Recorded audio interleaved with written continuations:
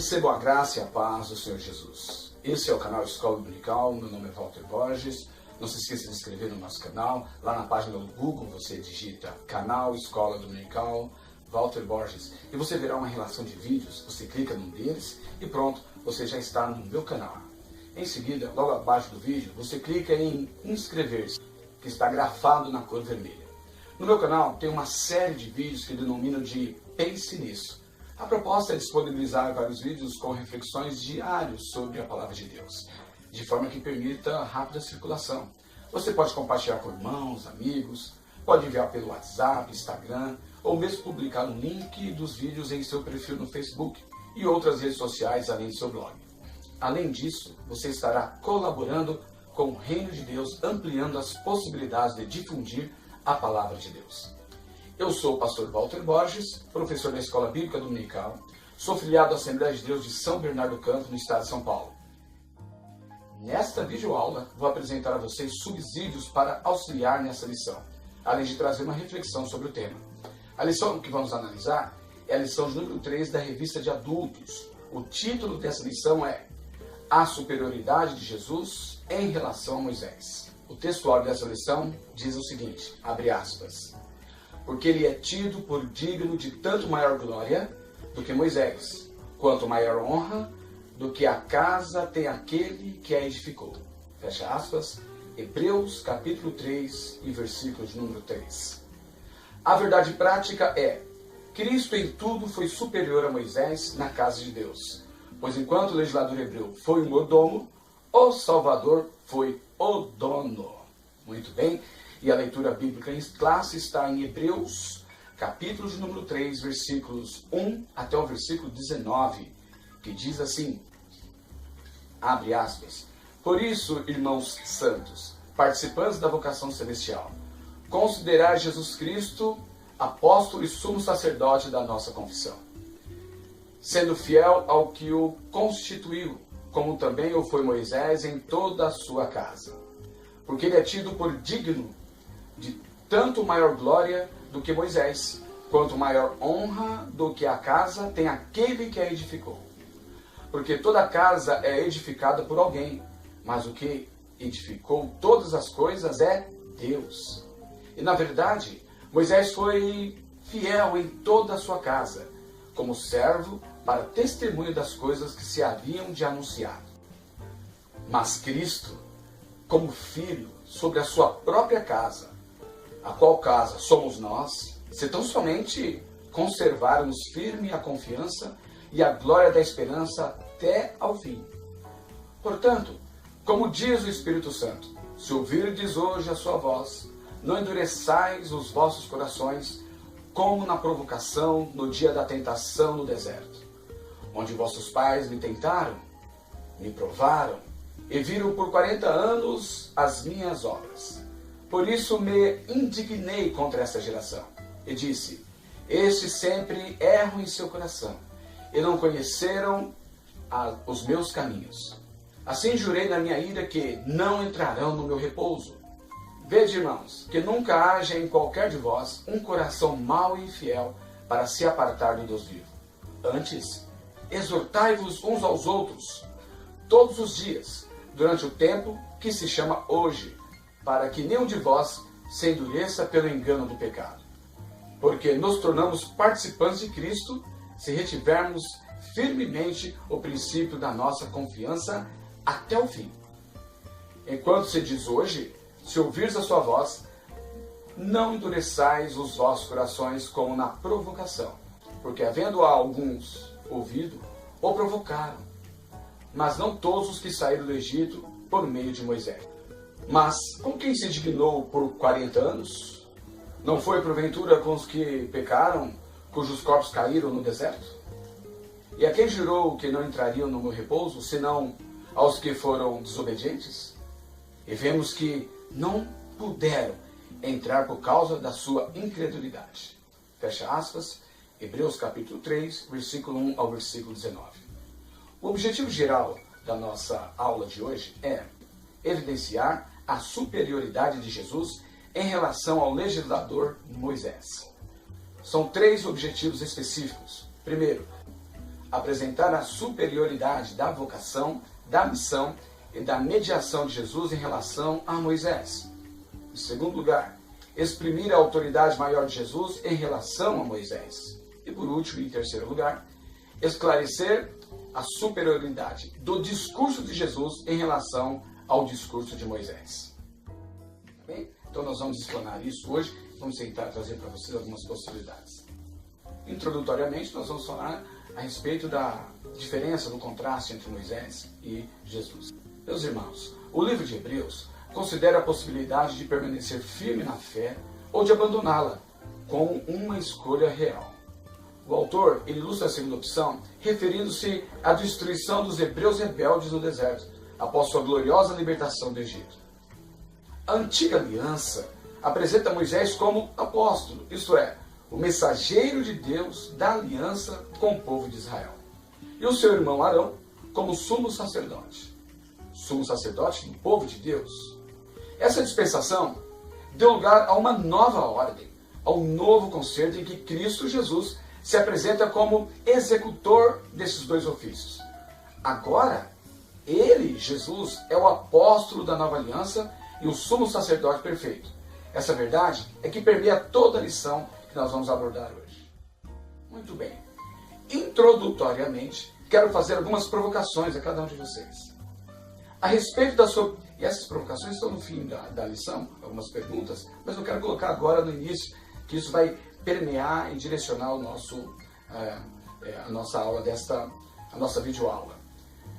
A respeito da superioridade de Jesus em relação a Moisés, qual o ponto de partida para o autor aos Hebreus introduzir o assunto sobre a vocação superior de Jesus? Em que concordamos quando confessamos Jesus como Salvador?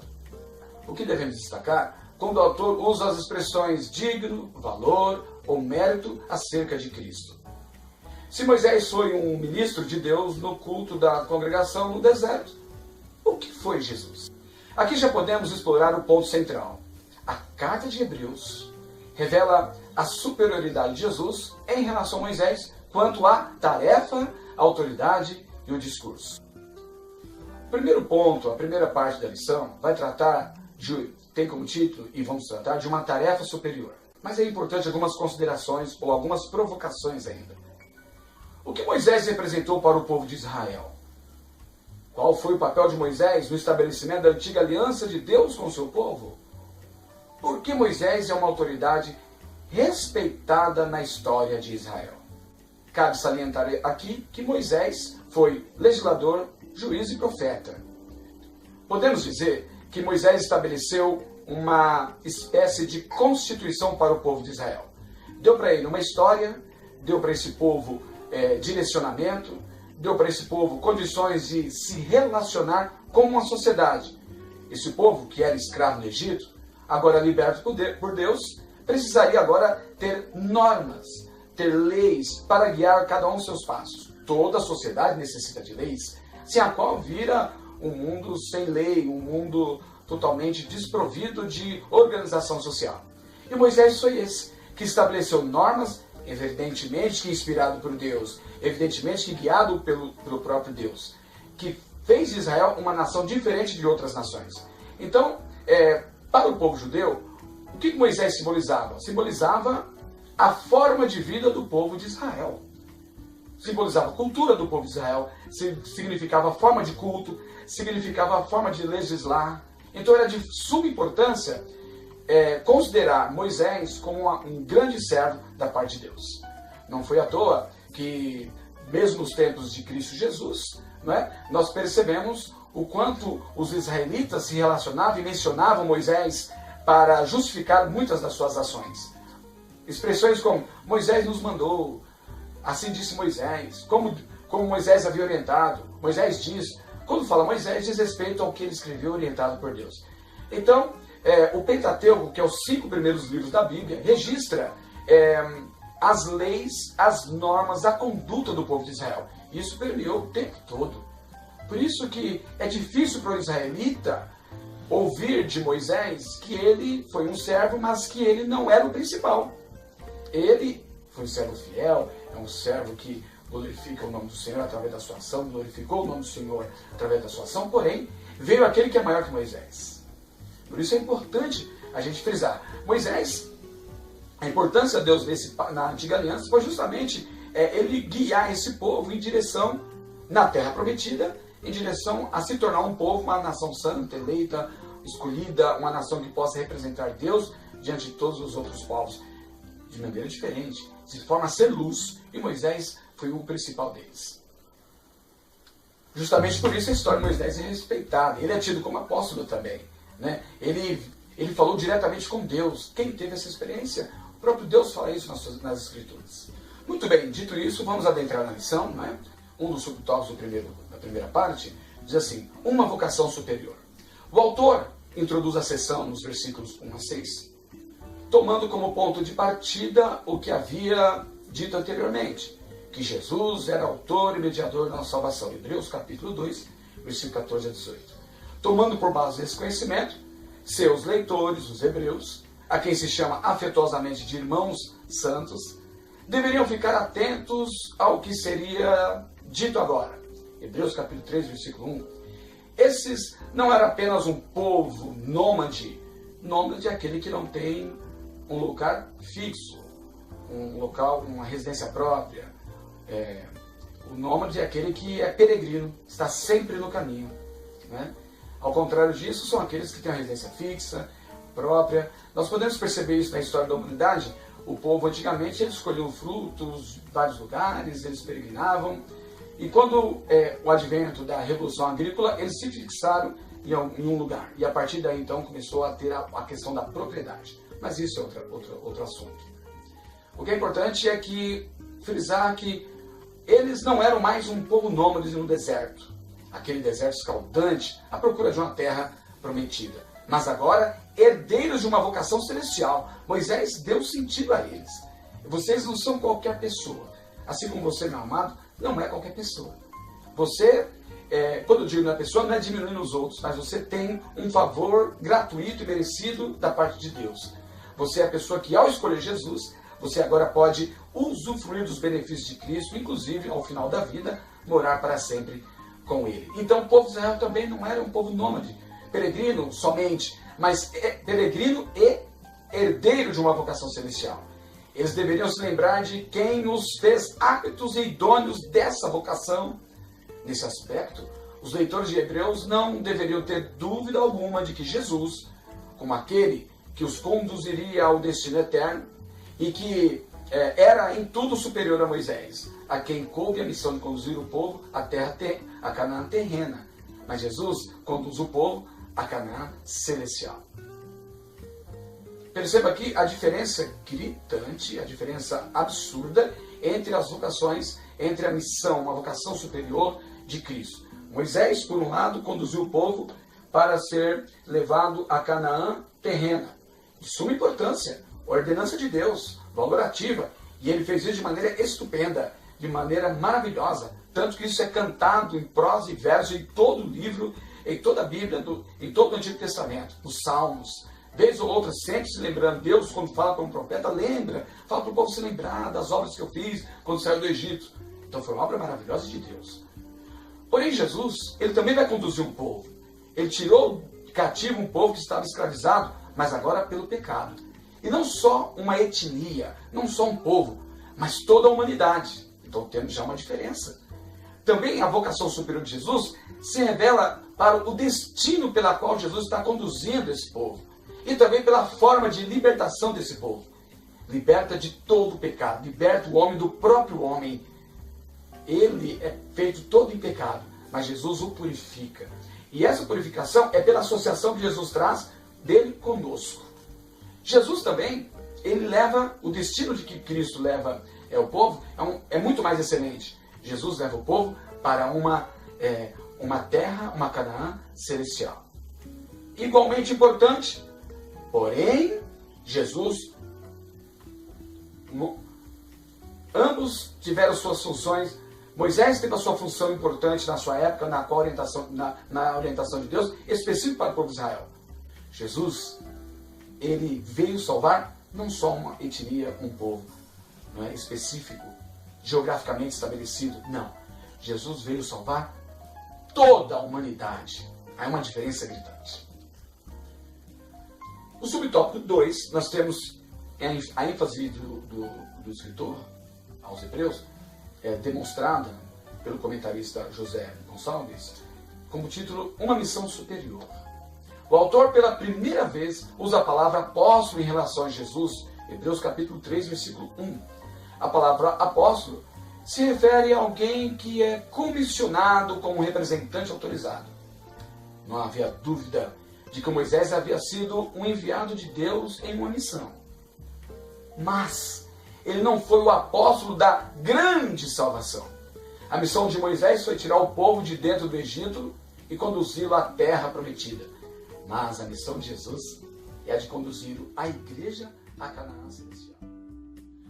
Moisés e os profetas só foram importantes devido ao fato de que o Filho os encarregou de importante missão. Suas missões eram importantes porque eles fomentaram a causa da casa sobre a qual Cristo manda. A fidelidade de Cristo era como o filho que supervisiona a casa e atribui a cada servo a sua devida tarefa. Fica perfeitamente claro que Cristo é superior a Moisés. Também torna-se imperativo que não nos desviemos de Cristo. E a segunda porção desse versículo leva-nos à segunda advertência desse tratado teológico em Hebreus. Primeiro, no deserto, Deus habitou no meio do povo de Israel em uma tenda portátil. Foi ali que Deus manifestou a sua presença e ali que ele começou a sua edificação destinada a produzir uma família. Então Salomão posteriormente erigiu um templo e Deus manifestou ali a sua presença. A apostasia dos israelitas fez a glória de Deus afastar-se e os israelitas foram levados ao cativeiro. Após 70 anos eles retornaram e um templo similar, mas inferior, passou a abrigar a glória de Deus. E nos dias dos Macabeus? Nos dias dos Macabeus, segundo o século a.C., ainda havia um santuário. Nós vemos isso em Daniel capítulo 11, versículo 31, onde se estabelecia o contato entre Deus e os homens. Herodes, a fim de restaurar a glória anterior, gradualmente substituiu o templo antigo por um novo e maior templo. Cristo esteve nesse templo e os apóstolos adoravam a Deus no mesmo lugar. Uma vez mais, porém, a apostasia o destruiu, de tal modo que não restou do templo pedra sobre pedra. Mas Cristo anunciou a seus discípulos, abre aspas, eis que a vossa casa vos ficará deserta, fecha aspas. Mateus capítulo 23, versículo 38. No ano 70 depois de Cristo, Tito e suas tropas removeram o símbolo da presença de Deus, destruindo o templo erigido por Herodes. Porém, antes disso, a glória de Deus já não estava mais ali. Quando da encarnação, o corpo de Cristo se tornou o templo de Deus. E nesse veículo, o templo de Deus, o corpo de Cristo, ele trouxe a mensagem da reconciliação com Deus e o acesso novamente a Ele. Seus labores produziram um novo templo, vivo, feito de pedras vivas, que são os membros da sua igreja, da qual ele, Jesus, é o alicerce, a principal pedra da esquina. Glória a Deus. E agora? Agora, cada crente individual é também um templo. Então, ser fiel à casa, que casa é essa? É um templo provisório, portátil do Antigo Testamento, lá no tempo de Moisés? Era o templo de Salomão? Era o templo posterior ao cativeiro? Era o templo de heróis? Que templo é esse? O templo é cada um de nós. O crente, individualmente falando, é também um templo. E algumas referências bíblicas para você. Efésios capítulo 2, versículo 21 e 22. 1 Coríntios capítulo 6, versículo 19. Desse modo, foi obtido um novo tipo de acesso a Deus, pois a alma dos remidos se torna o próprio santuário de Deus, onde seu Espírito manifesta a sua glória. De todas essas maneiras, Deus edificou o seu edifício, tornando habitado pela sua família. Desse modo bem geral, é que o termo casa é usado no presente contexto dessa epístola. Mas devemos compreender que a igreja é a manifestação suprema do programa edificador de Deus. Mais um versículo, abre aspas. A qual somos nós, fecha aspas. Nesse ponto é dito diretamente que a casa é um povo, e que esse povo é a igreja cristã. Não são apenas os crentes judeus que são essa casa, mas antes os judeus e gentios, unidos em um corpo. Toda forma de intolerância se encerra aqui. Em Cristo não temos intolerância ao outro. Não é possível isso. Em Cristo nós somos irmãos, um povo unido na pessoa bendita de Jesus. Então forma-se uma família. E essa epístola aos Hebreus foi dirigida aos cristãos, ainda que os cristãos da etnia judaica fossem os principais endereçados. Os versículos 7, 8 e 9 são de suprema importância, e se fizermos uma aprofundada exegese, uma boa hermenêutica, será importante para a aplicação na nossa vida contemporânea, hoje. Pelo que, como diz o Espírito, hoje se ouvires a sua voz, diz o texto sagrado. Os versículos 7, 8 e 9 diz assim, abre aspas, pelo que, como diz o Espírito, hoje, se ouvirdes a sua voz, não endureçais os vossos corações, como na provocação, no dia da tentação no deserto, onde os vossos pais me tentaram, pondo-me à prova, e viram por 40 anos as minhas obras. Fecha aspas, Hebreus capítulo 3, versículos 7, 8 e 9. O termo endureçais é traduzido do grego, e esse termo tem o sentido de endurecer, tornar algo duro. Uma palavra similar leva a entender no sentido de dura cerviz. Atos capítulo 7, versículo 5. Fala da rebeldia que resulta de alguém ter perdido o contato com Deus. Isso pode ser confrontado com o termo grego que significa dureza de coração. Romanos capítulo 2, versículo 5. Que fala do povo religioso que mantém as suas formas religiosas externas, bem como certa semelhança externa de uma fé espiritual, mas que não passa de herege e apóstata, não dando mais ouvidos a Deus. Apesar de se fingirem pessoas espirituais, aos olhos humanos, nosso autor adverte contra tal atitude, contra tal declínio espiritual. A palavra dureza subentende que os homens se tornaram em pedras espirituais, destituídas de vida, de tal modo que não mais sentem nem reagem ante aos impulsos espirituais, não mais recebendo comunicações da parte do Espírito, perde a sensibilidade espiritual. A advertência contra a dureza de coração e a apostasia aparece em 3 movimentos. Primeiro movimento, quando se fala a respeito de corações. Essa palavra é usada para indicar o homem interior, essencial, e que com frequência equivale ao vocábulo alma. Pode indicar a porção emocional ou mesmo intelectual do indivíduo. Mas até mesmo nesse caso devemos compreender que está em foco o espírito do homem, a sua porção essencial. O autor sagrado adverte seus leitores contra a indiferença e a rebeldia que é capaz de despojar a própria alma. É fato bem conhecido que certos vícios penetram até a alma e a dominam, de tal maneira que até mesmo quando não há qualquer dependência física, a própria alma se torna viciada. Um homem entrega sua alma para Cristo e é a alma de um homem que pode, ao deixar de segui-lo, ser arruinada, endurecida e pervertida. O segundo movimento é, como diz a expressão, na provocação. No grego, esse termo quer dizer amargura, revolta, rebeldia. Junto com a proposição, significa tornar amargo. A rebelião de alma contra Deus extrai dela toda a doçura, que seria a retidão e o bem-estar, e a torna amargurada, ressentida. O autor sagrado identifica aqui a experiência do deserto como notável exemplo de rebeldia e amargor contra Deus. Mediante esse exemplo, ele adverte aos crentes contemporâneos, primeiro lá aos hebreus e agora Deus adverte os crentes na contemporaneidade. Tal como os israelitas no deserto, tinham visto eles muitos atos poderosos de Deus, tinham sido libertos da servidão, no entanto, podiam revoltar-se e amargurar-se contra esse Deus que os libertou, tal como Israel fizeram no deserto. E então, a semelhança deles, deixariam de entrar na terra prometida. O 9º versículo desse capítulo indica que a história inteira dos 40 anos de vagueação pelo deserto sempre caracterizará a apostasia queixosa e amarga. Isso é chamado de provocação e dia da tentação.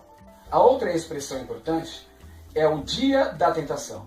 Essa expressão equivale a algum acontecimento particular que surge em terceiro lugar.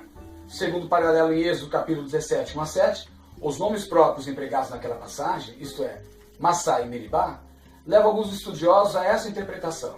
Massá significa tentação, ao passo que Meribá significa provocação.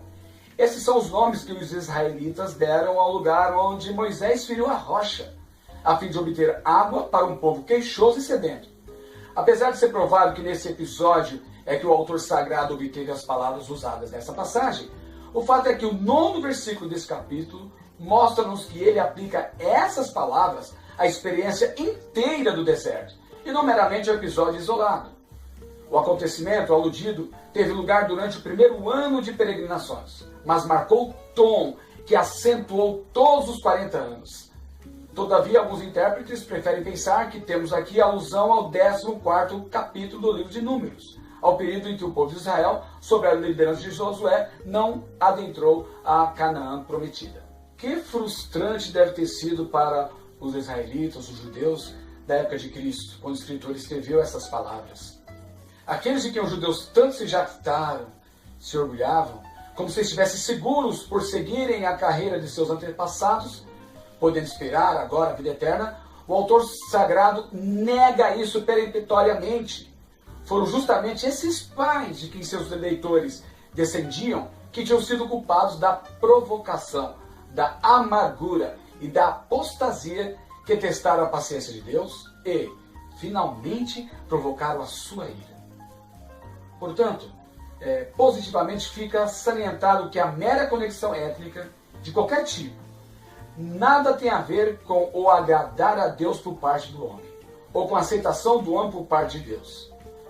Os reverenciados antepassados eram aqueles que tinham criado a Massá e a Meribá. Termos esses que os judeus usavam metaforicamente como parte de sua instrução étnica e espiritual. Os resultados da petrificação espiritual, em que o indivíduo fica insensível para com os impulsos do espírito, são 100% previsíveis. Deus tem uma lei de colheita segundo a semeadura. Gálatas capítulo 6, versículos 7 e 8.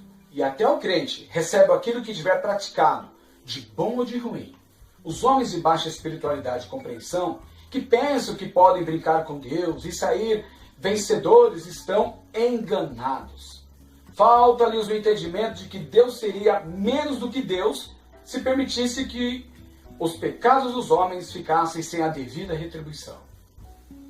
Naturalmente, nessa peregrinação terrena, nem sempre Deus nos faz prestar contas, pois isso pode ficar reservado para além do sepulcro, lá na eternidade.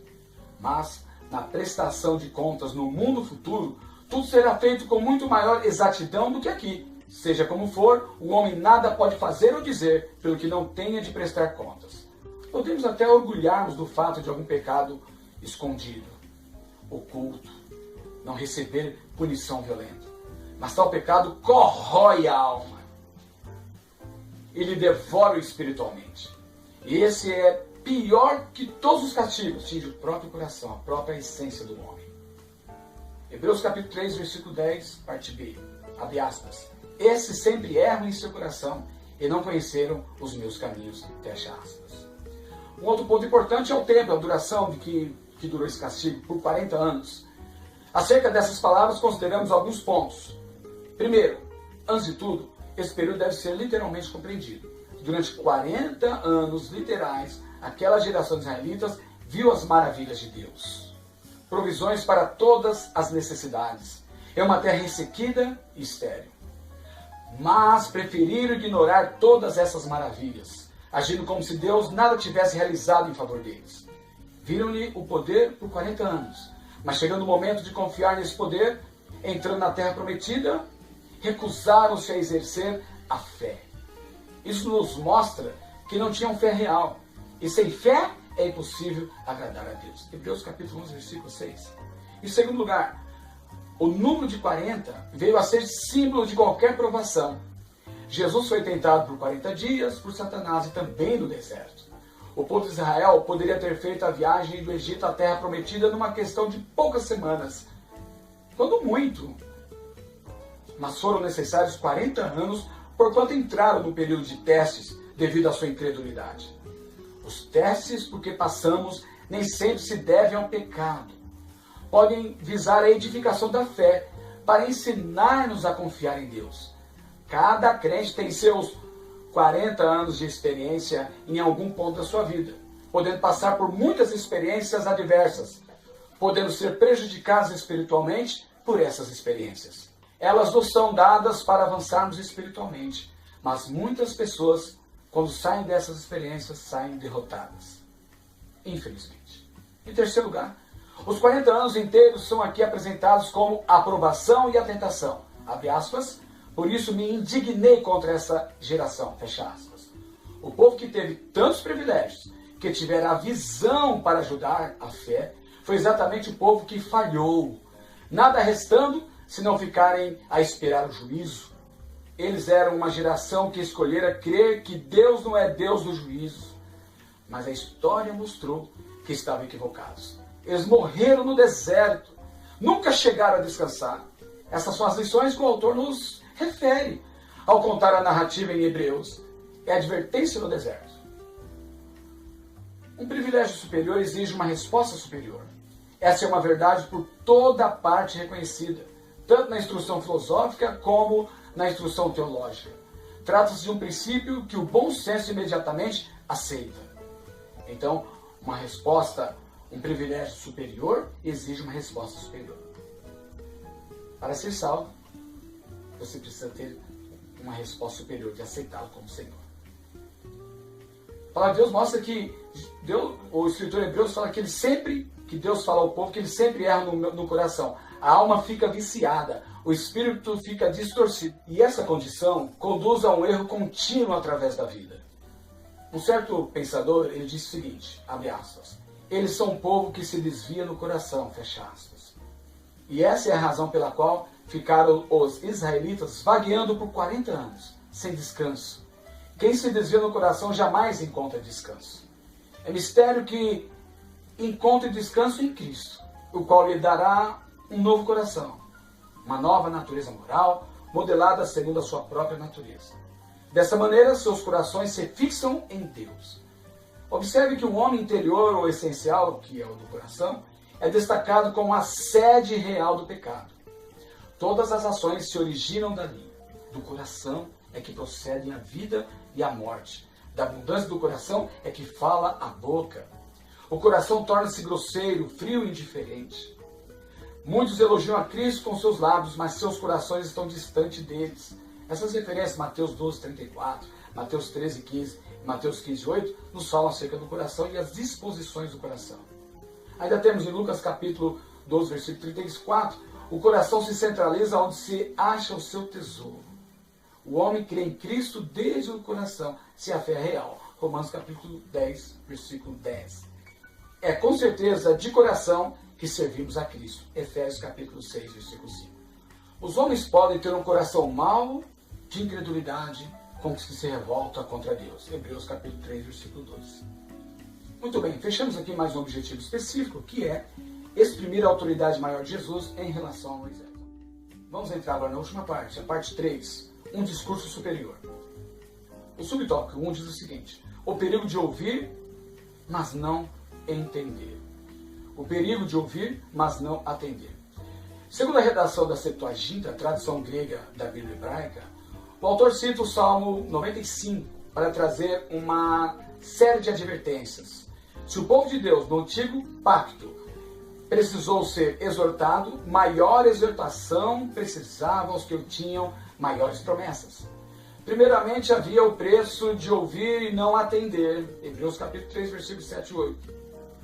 No passado, o povo de Deus tinha ouvido a mensagem divina, entendido, mas não atendido. Ouve, mas não pratica. O mesmo erro estava se repetindo. O Espírito Santo, falando profeticamente pela boca do salmista, no Salmo 95, advertia os leitores para que seus corações não se endurecessem. É um apelo atual, porque o povo de Deus muitas vezes demonstra ser tardio para ouvir. É melhor ouvir do que falar. E ouvir a palavra de Deus é melhor para praticar, para ter a sua recompensa garantida.